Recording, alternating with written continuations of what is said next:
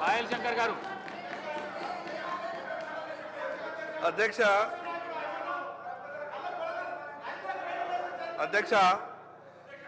రైతు భరోసాపై చర్చలో నాకు మాట్లాడే అవకాశం ఇచ్చినందుకు స్పీకర్ గారికి మీకు ప్రత్యేకంగా ధన్యవాదాలు. అధ్యక్ష, దాదాపు 2 గంటలైతుంది సభ ప్రారంభమై.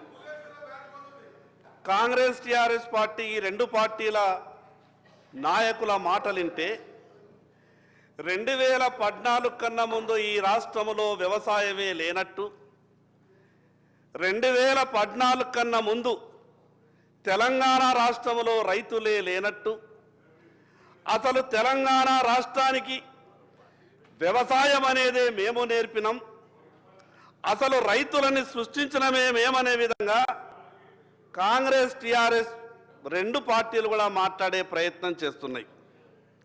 అధ్యక్ష, ఈరోజు కాంగ్రెస్ ప్రభుత్వం వచ్చింది, మొన్న టీఆర్ఎస్ ఉండే, అంతకుముందు కాంగ్రెస్ ఉండే.